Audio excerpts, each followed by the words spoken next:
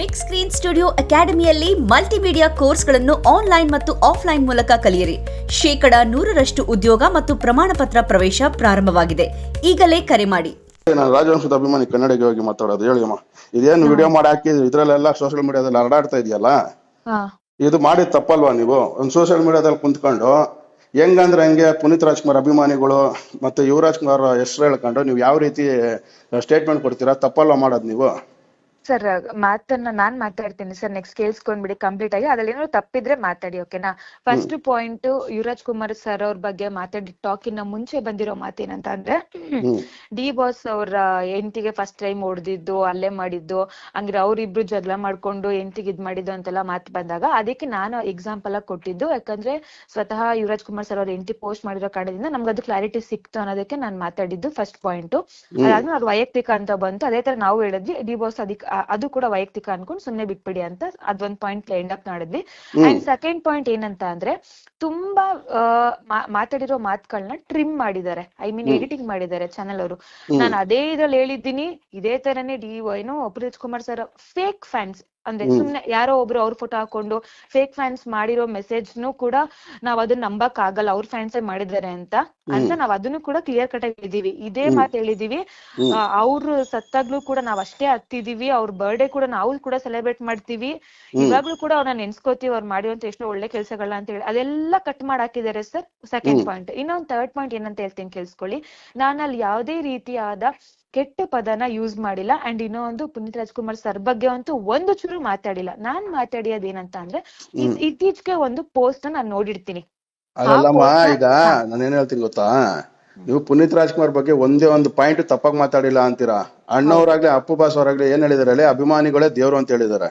ಇವಾಗ ಅಭಿಮಾನಿಗಳು ಹೆಸರು ನೀವ್ ಹೇಳಿದ್ಮೇಲೆ ಅದು ಪುನೀತ್ ರಾಜ್ಕುಮಾರ್ ಅವ್ರಿಗೆ ಅರ್ಥ ಆಗಿರೋ ತರಾನೇ ಫೀಲ್ ಆಗಿ ಜನಗಳು ರಿಯಾಕ್ಟ್ ಮಾಡ್ತಾ ಇರೋದು.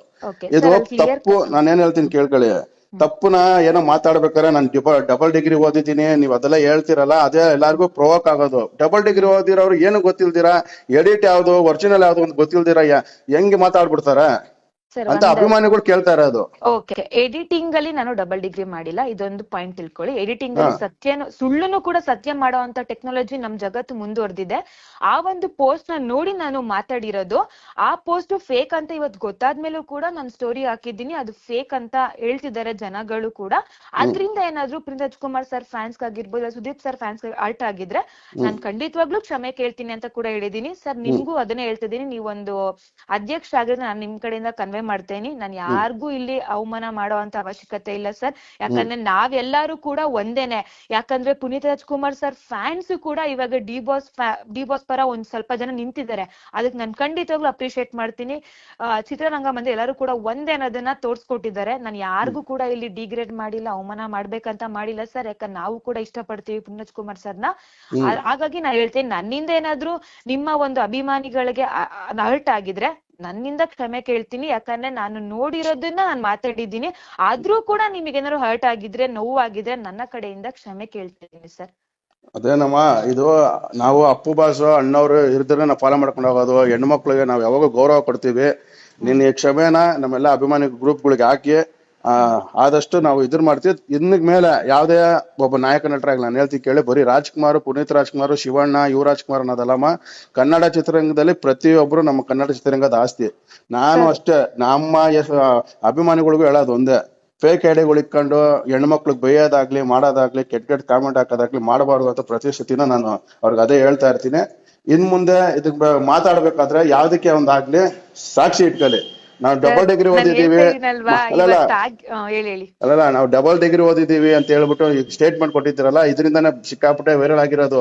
ನಾರ್ಮಲ್ ಆಗಿ ಏನೋ ಕೊಟ್ಟೋಗಿದೆ ಅಂದ್ರೆ, ನಾವು ಡಬಲ್ ಡಿಗ್ರಿ ಓದಿರೋರು ಏನು ತಿಳ್ಕೊಂತೀರಾ ಸ್ಟೇಟ್ಮೆಂಟ್ಗಳು ಕೊಟ್ಬಿಡ ಅಂತಂದ್ರೆ ಅದು ಫೇಕ್ ಐಡಿ ಅಂತ ಹೇಳಿ ಪ್ರತಿಯೊಬ್ರಿಗೂ ಗೊತ್ತು. ಪ್ರತಿ ಚಾನೆಲ್ಗಳಲ್ಲಿ ಟೆಲಿಕಾಸ್ಟ್ ಆಗಿರೋದೇನು ಗೊತ್ತಾ, ಧರ್ಮವೀರ ಅಭಿಮಾನಿ, ದರ್ಶನ್ ಅವ್ರ ಅಭಿಮಾನಿ ಅಂತ ಹೇಳ್ಬಿಟ್ಟೆ ಆಗಿರೋದು. ಎಲ್ಲೂ ಸುದೀಪ್ ಅಭಿಮಾನಿ, ಪುನೀತ್ ರಾಜ್ಕುಮಾರ್ ಅಭಿಮಾನಿ ಎಲ್ಲ ಮಾಡಿರೋದು ಬಂದು ಈ ಫೇಕ್ ಐಡಿ ಚೇಡ್ ಚಪಾತಿಗಳು ಮಾಡಿರೋ ಕೆಲಸಗಳು. ಅದನ್ನ ನೋಡಿ ನೀವು ಒಂದು ಸ್ಟೇಟ್ಮೆಂಟ್ ಕೊಟ್ಬಿಟ್ಟು ಇವಾಗ ನಿಮ್ಮ ಒಂದು ಓದೋ ಹುಡುಗಿ ಮನೇಲಿ ನಿಮ್ ತಂದೆ ತಾಯಿಗೆಲ್ಲ ಎಷ್ಟು ಅರ್ಥ ಆಗುತ್ತೆ, ನಿಮ್ ಬ್ರದರ್ಗೆ ಎಷ್ಟು ಅರ್ಥ ಆಗುತ್ತೆ. ಒಂದು ಹೆಣ್ಮಗು ಆಗಿ ಸೋಷಿಯಲ್ ಮೀಡಿಯಾದಲ್ಲಿ ಮಾತಾಡ್ಬೇಕಾದ್ರೆ ಎಚ್ಚರಿಕೆಯಿಂದ ಮಾತಾಡಿ ಅಂತ ಹೇಳಕ್ ಇಷ್ಟಪಡ್ತೀನಿ ನಾನು. ಅಂಡ್ ಇನ್ನೊಂದ್ ನಾನು ಹೇಳ್ತೀನಿ ಸರ್, ಲೈಫ್ ಅಲ್ಲಿ ಇನ್ ಯಾವತ್ತು ಯಾವ ನ್ಯೂಸ್ ಚಾನಲ್ ಇದಕ್ಕೂ ಹೋಗಲ್ಲ. ಇಷ್ಟೊಂದ್ ಎಡಿಟಿಂಗ್ ಮಾಡಿ ಹಾಕ್ತಾರೆ, ಇಷ್ಟೊಂದ್ ಜನಗಳಿಗೆ ಮಿಸ್ಲೀಡ್ ಮಾಡ್ತಾರೆ ಅನ್ನೋದು ನಮ್ ಕೂಡ ನಮ್ಗೆ ಗೊತ್ತಾದ್ಮೇಲೆ ಈ ಕೆಟ್ಟ ಸಮಾಜ, ಈ ಕೆಟ್ಟ ನ್ಯೂಸ್ ಚಾನಲ್ ಅಲ್ಲಿ ನಾವ್ ಇದ್ದೀವಿ ಅಂತಾನೆ ಅದು ನಮ್ಗೇನೆ ಅವಮಾನ. ಲೈಫ್ ಅಲ್ಲಿ ನ್ಯೂಸ್ ಚಾನಲ್ ಸವಾಸಕ್ಕೂ ಹೋಗಲ್ಲ, ಯಾಕಂದ್ರೆ ನಾವ್ ಎಷ್ಟೋ ಪಾಸಿಟಿವ್ ಆಗಿ ಮಾತಾಡಿದೀವಿ ಇವ್ರ ಫ್ಯಾಮಿಲಿ ಬಗ್ಗೆ. ಆಕ್ಚುಲಿ ಎಷ್ಟೋ ಒಳ್ಳೆ ಕೆಲ್ಸಗಳು ಮಾಡೋಗಿದ್ದಾರೆ, ಅವ್ರನ್ನ ಬಿಟ್ಟೋಗಿರೋದು ನಮಗೂ ಕೂಡ ಇದು ಬೇಜಾರಾಗಿದೆ ಅಂತೆಲ್ಲ ಮಾತಾಡಿ ಅದೆಲ್ಲ ಕಟ್ ಮಾಡಿ ಹಾಕಿದ್ದಾರೆ. ಪರವಾಗಿಲ್ಲ ಸರ್, ನಾನು ಏನು ನಮ್ಗೆ ಯಾರು ದ್ವೇಷ ಮಾಡ್ಕೊಂಡು ಅಭ್ಯಾಸ ಇಲ್ಲ ಸರ್, ಹೇಳ್ತಾ ಅಲ್ವಾ. ನಾನೊಂದು ಕಾಮನ್ ಮ್ಯಾನ್, ಯಾಕಂದ್ರೆ ದುಡ್ಡಿರೋರು ಏನ್ ಬೇಕಾದ್ರೂ ಮಾಡ್ತಾರೆ. ನಾವೊಂದ್ ಕಾಮನ್ ಮ್ಯಾನ್, ನಾವು ಸಾಯ್ಬೇಕು ಅಷ್ಟೇನೆ. ಏನೇ ಒಂದ್ ನೆಗೆಟಿವ್ ಪ್ರೊವೋಕ್ ಆದ್ರೂ ಕೂಡ ಬದುಕಕ್ಕೆ ನಮ್ಗೆ ನೋಡಮ್ಮ, ಅದಕ್ಕೋಸ್ಕರನೇ ಒಂದು ಹೆಣ್ಮಗು ಆಗಿರೋದಕ್ಕೆ ನಾವು ನಿಮ್ಮ ಹತ್ರ ಹೇಳ್ತಾ ಇರೋದು. ನಾವು ಅಭಿಮಾನಿಗಳಿಗೆ ಎಷ್ಟಾಗುತ್ತೋ ಅಷ್ಟು ಅದನ್ನ ಸಾಲ್ವ್ ಮಾಡಕ್ಕೆ ಇದನ್ನೆಲ್ಲ ನಾನು ಒಂದು ಅಪ್ಲೋಡ್ ಹಾಕಿ ಎಲ್ಲಾ ಕಡೆ ಮಾಡ್ತೀನಿ.